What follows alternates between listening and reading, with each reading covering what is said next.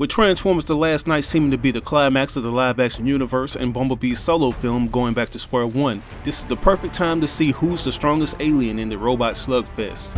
I'll take you all alive! What's up you guys, my name is RBG, and to commemorate 10 years of Bayformers, I want to present my top 16 list of the strongest Transformers. In this upload, I'll be explaining why each robot has earned their specific spots, from their abilities to their kill counts. So without further ado, let's jump right into it. Number 16. Ratchet. Although he's a pacifist combat medic, Ratchet can still throw down with the best of them. Coming in around 20 feet tall with a wide array of accessories, Ratchet is armed with a heavy machine gun and a saw that'll leave any Decepticon licking their wounds. He also has an assortment of other tools at his disposal in the movie. He uses a red laser to calibrate voice boxes, and he has an enhanced sense of smell.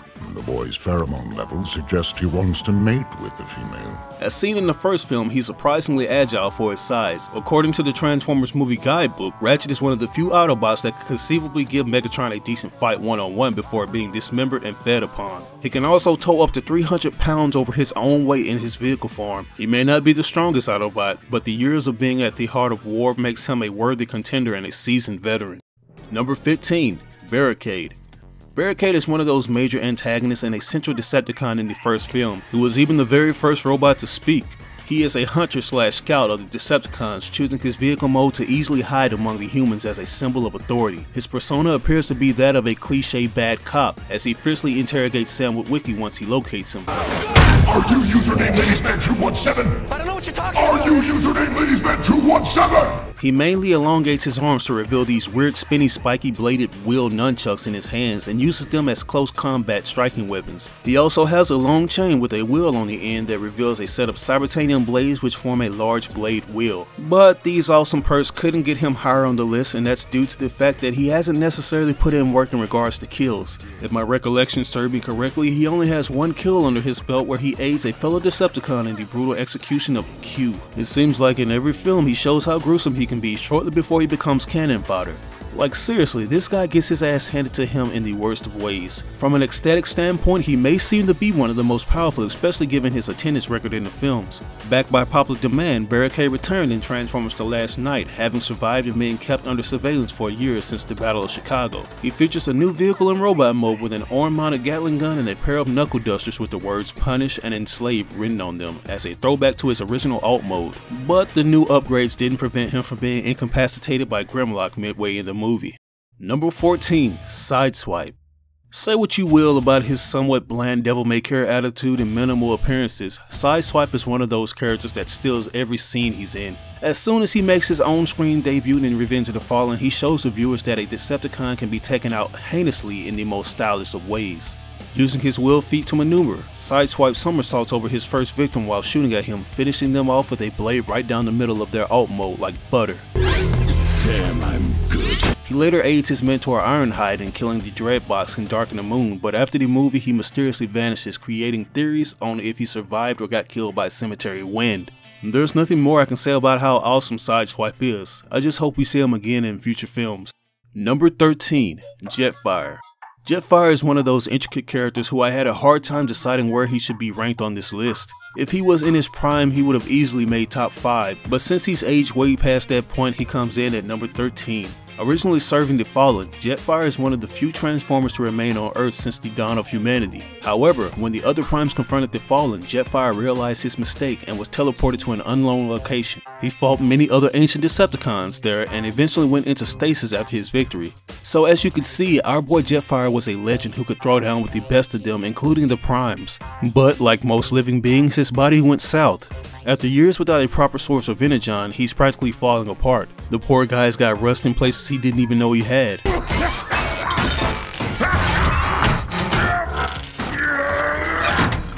But he's still a fine asset. Powerful and able to activate a space bridge to teleport across the galaxy, but these traveling abilities are slightly offset by the fact that he's so old, so passengers will most likely be in for a bumpy ride. According to the biography and statistics published on the Hasbro website, Jetfire is 50 feet tall and his main weapon is a battle axe. In the film, he also has a missile launcher. As a comical emphasis on his old age, he carries a walking stick that transforms into the front landing gear of his jet mode. He can also project hologram clips from the palm of his left hand, similar to how Optimus Prime did in the '07 film through his eyes. As I mentioned earlier, if he was in tip-top condition, he'd make quick work of any Transformer who tries to challenge him, but we still get a taste of his immense power through his combination with Optimus Prime. Number 12. Drift. The former Decepticon assassin who's adopted the samurai tradition. After the original wave of secondary Autobots from the first 3 films were wiped clean from the roster, Drift became an instant favorite of mine. He had already become a recent fave after his recent introduction in the IDW comics, especially with his story-driven backstory. Whilst this incarnation of Drift differs from the designs of the G1 IDW Comics incarnation, he has some similarities such as being a samurai and a former Decepticon. However, the part where he was a former Decepticon is not mentioned in the movie, but it is brought up in the Rise of the Darkspark video game and the Age of Extinction toy line. Despite the dark times upon the Autobots, Drift remains calm, dignified, and thoughtful, often taking time to practice his swordsmanship.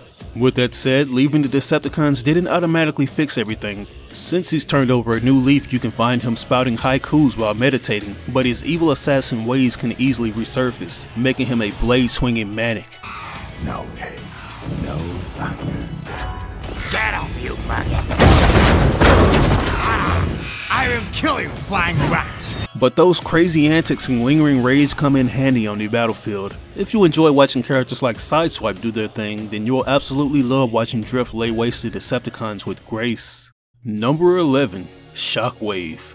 This Decepticon's making top honor simply based on the collateral damage he caused in his first and only film. Emotionless, coldly logical, and utterly ruthless, killing is all Shockwave lives for. It's rumored that he was going to be the main villain of Dark of the Moon, and judging by his menacing appearances throughout the film, I'm obliged to believe that. Like his original incarnations, he's armed with a hand cannon, a multiple rocket launcher, and a blade, and during the film he commands the Driller, a massive and powerful Cybertronian animal. I really loved his solid hard shell design. It's like he decided to stay in his original protoform because he absolutely abhors humans and their technology. I think he's killed the most humans out of all the Decepticons after he destroyed that building in this Chicago incident.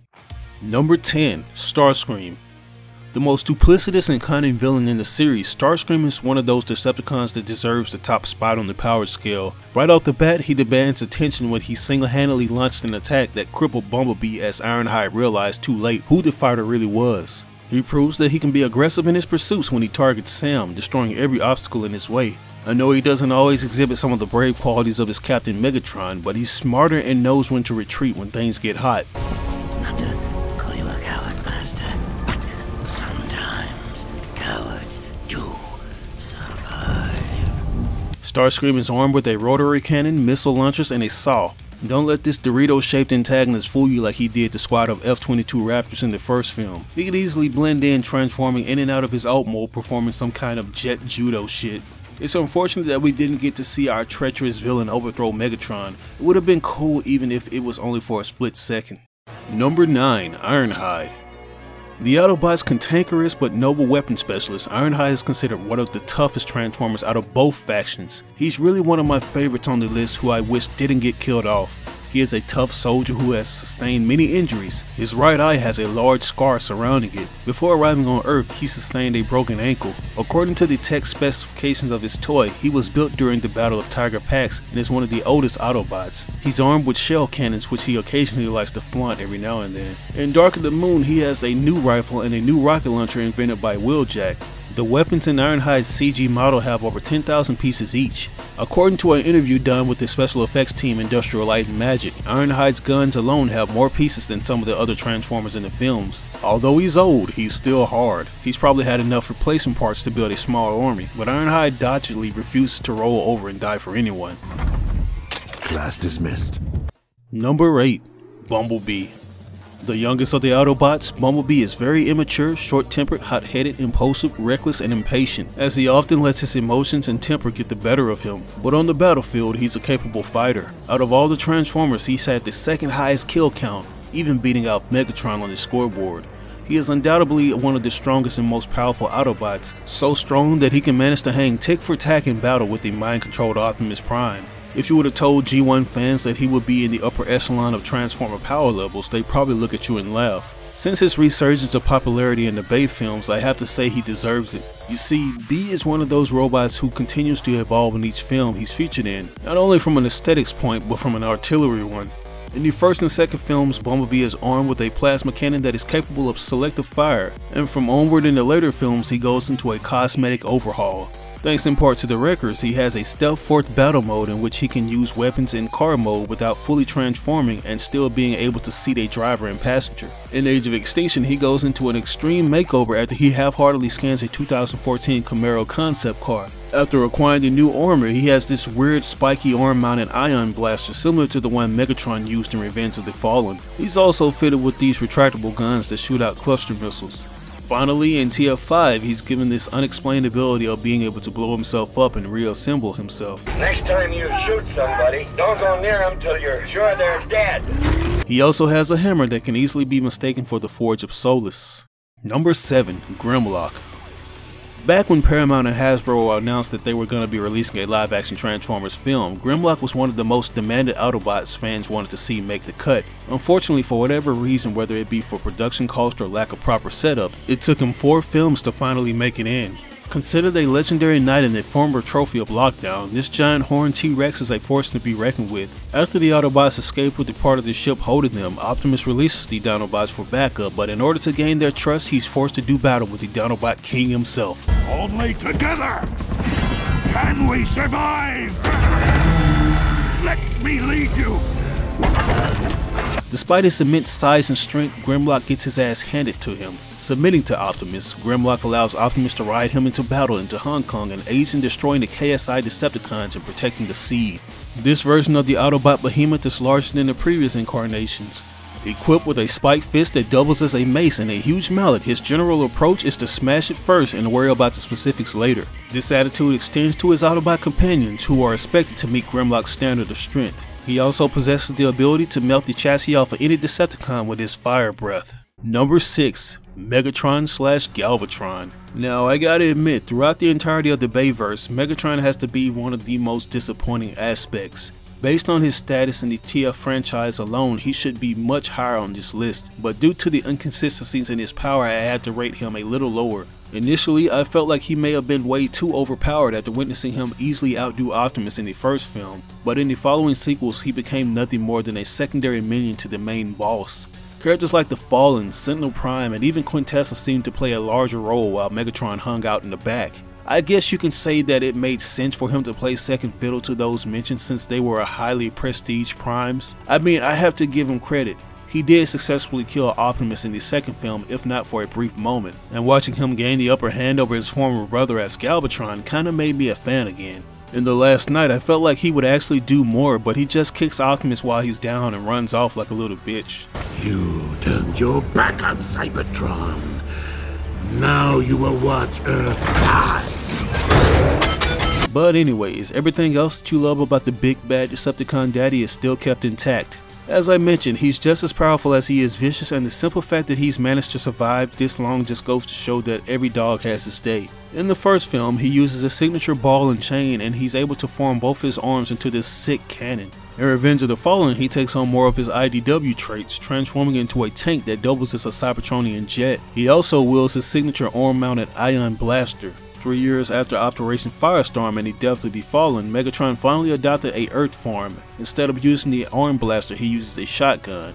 Now, Galvatron I'd rather not talk about since he doesn't really possess any actual weapons except truck missiles and his transformation. Yeah. But in TF5, he gets a out-of-this-world upgrade that takes the best features of the previous films. He has the Cybertronium jet mode back along with his arm blaster, and he now wields this gnarly battle axe. Number 5. Sentinel Prime. The legendary warrior thought to have been lost long ago and is Optimus Prime's direct predecessor, mentor, and father figure. His intentions were to restore Cybertron to its former glory, but as the war dragged on, he was driven mad by desperation, causing him to turn against his ideals and ally with Megatron and the Decepticons. I personally love this version of Sentinel. His overall design concept puts me in the mind of one of those traditional Japanese mechs, like the highly praised Gundam series. and his beard makes him resemble Alpha Trion. Unlike his animated counterpart, he plays more of a villain in the live action movies. It was he who taught Optimus the ideals of freedom to all sentient beings. Sentinel is armed with a shield, a double-bladed Primax blade that can be folded into one, and a cosmic rust cannon that causes any metal object that it hits to rust into oblivion. We witnessed the effects of this devastating weapon after it was used to kill Ironhide, shooting him twice in the back and once in the chest.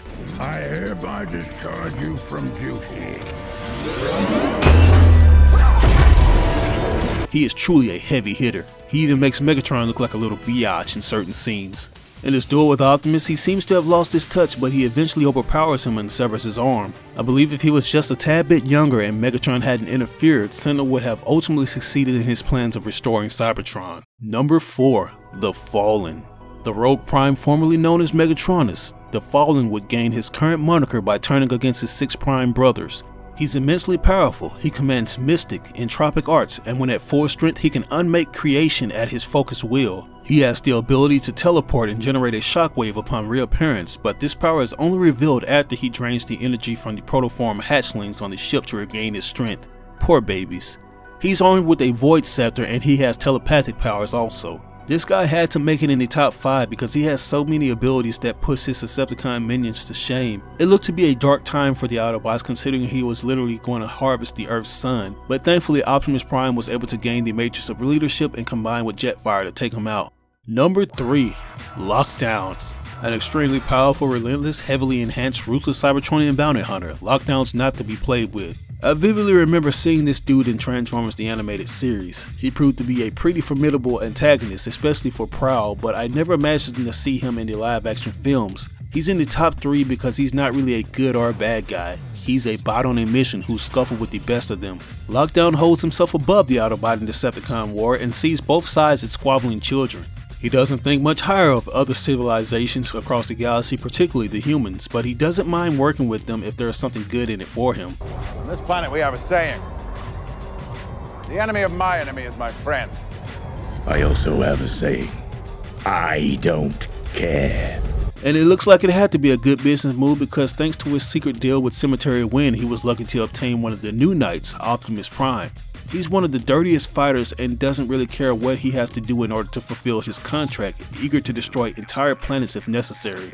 Lockdown is also an obvious looter who feels the need to keep his victims' belongings, whether it be weapons, ships, even sparks. His robot mode slightly resembles Optimus Primal's appearance in Beast Machines, but also features a scar on his left face, and he is capable of turning his helmet into a gun, and he uses a hook. At some time in the past, Lockdown captured the legendary Dinobot Knights and took over the Knight's ship. This guy was probably one of the toughest to take down since he seemed to be well versed in combat. It took Bumblebee and even the aid of the humans to help Optimus lay him out.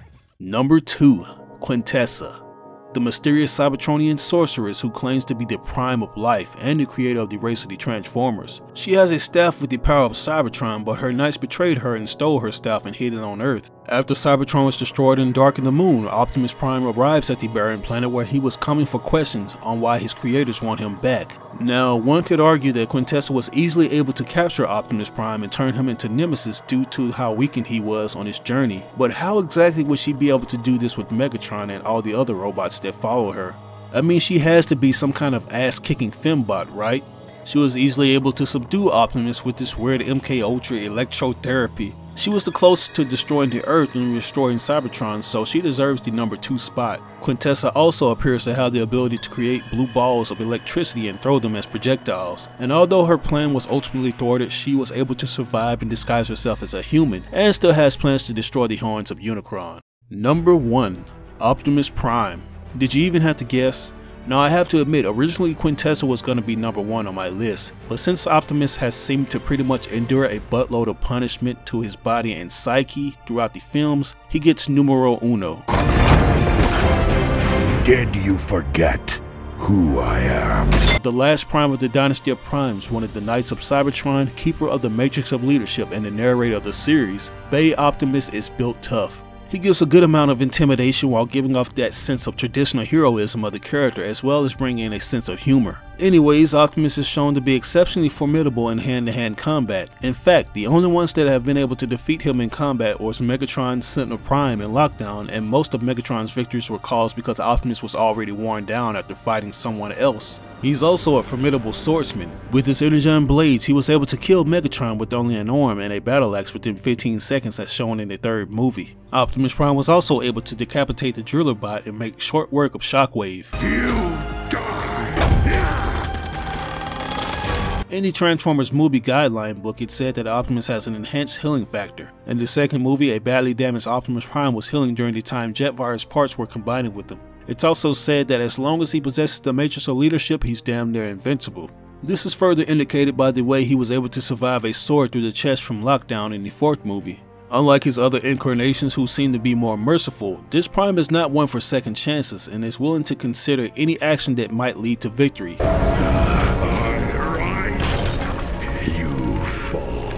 And that pretty much completes my list. I had fun making this video and it was something I wanted to do for a while, but I wanted to wait until the movieverse got at its highest in regards to power levels. If your favorite Transformer didn't make the list and you feel they should have, leave their names in the comment section below. Please make sure to rape that like button if you enjoyed it, and if you absolutely hated the video or hate me for some reason, click the thumbs down button. Also, if you like the Transformers videos that I present and want to see more, subscribe and hit that notification button to stay updated. But anyways, this is your boy RBG signing out on another video. I'll catch you guys later. Peace out.